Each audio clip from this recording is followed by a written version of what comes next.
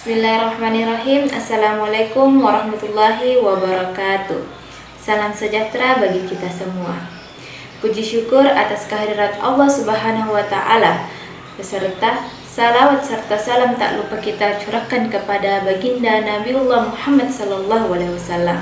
Baiklah, perkenalkan, nama saya Munawara dari program studi pendidikan agama Islam Fakultas Tarbiyah YN Parepare.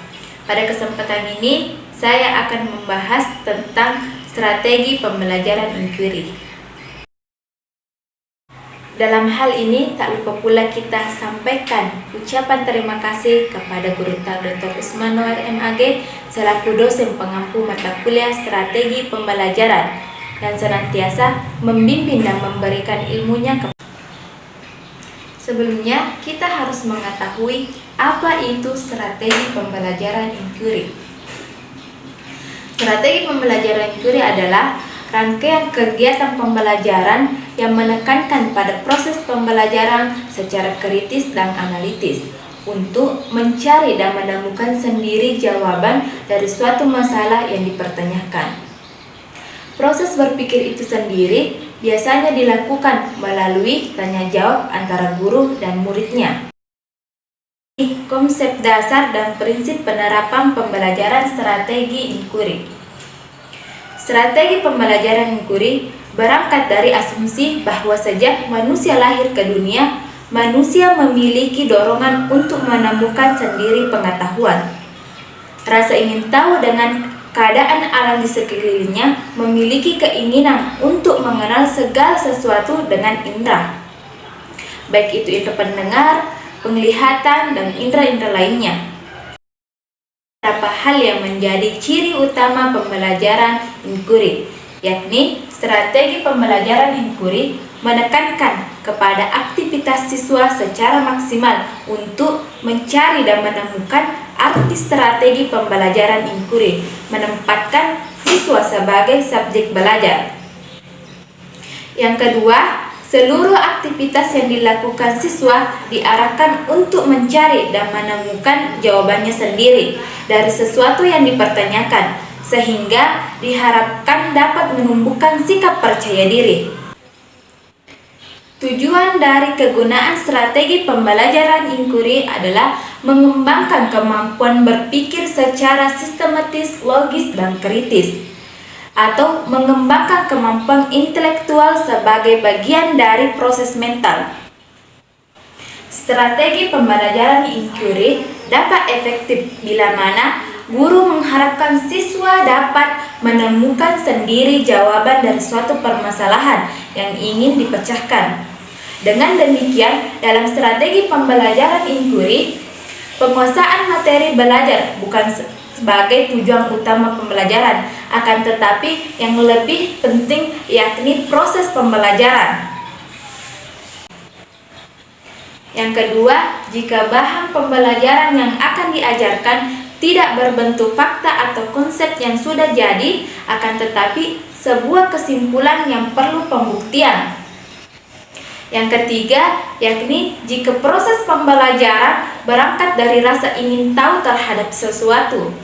Selanjutnya yaitu prinsip interaksi. Pembelajaran strategi proses interaksi berarti menempatkan guru bukan sebagai pengajar, tetapi sebagai pengatur lingkungan atau pengatur interaksi itu sendiri. Guru perlu mengarahkan agar siswa bisa mengembangkan kemampuan berpikir melalui interaksi mereka. Prinsip selanjutnya yaitu prinsip keterbukaan. Pembelajaran yang bermakna adalah pembelajaran yang menyediakan berbagai kemungkinan sebagai hipotesis yang harus dibuktikan kebenarannya.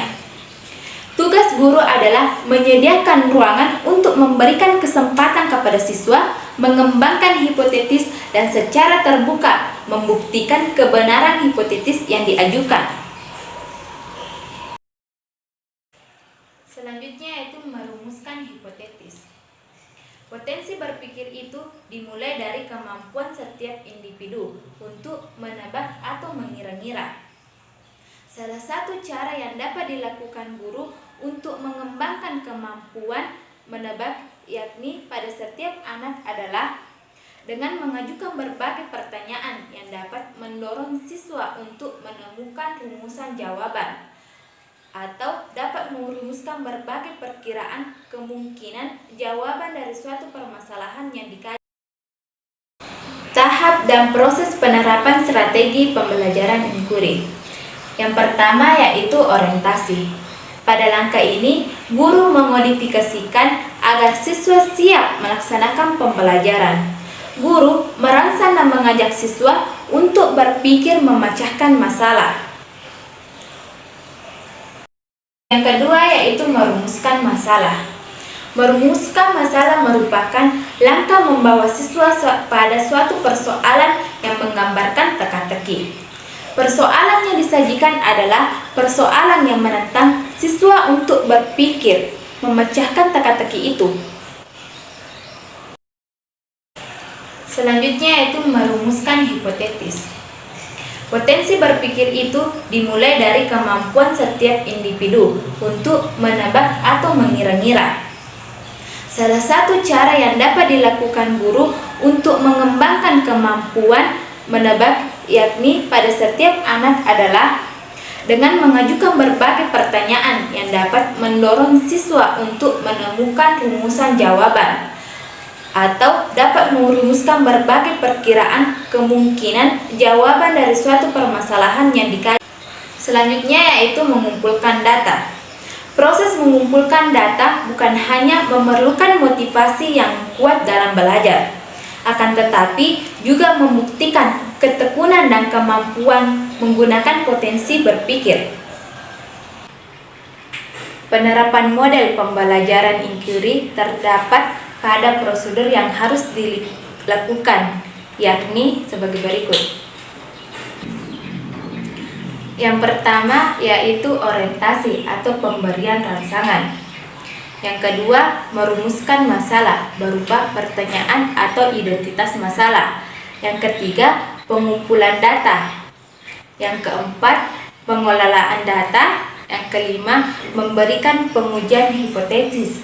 Yang keenam, menarik kesimpulan. Di sisi lain, terdapat pula kelemahan strategi pembelajaran inquiry. Di antaranya, jika strategi pembelajaran inquiry ini digunakan sebagai strategi pembelajaran, maka akan sulit mengontrol kegiatan dan keberhasilan siswa. Strategi ini sulit dalam merencanakan pembelajaran karena terbentuk dari kebiasaan siswa dalam belajar. Baiklah, itulah tadi pemaparan materi dari saya. Jika terdapat kesalahan ataupun kekeliruan, mohon dimaafkan. Lebih dan kurangnya mohon dimaafkan. Wabillahi taufiq wal hidayah. Wassalamualaikum warahmatullahi wabarakatuh.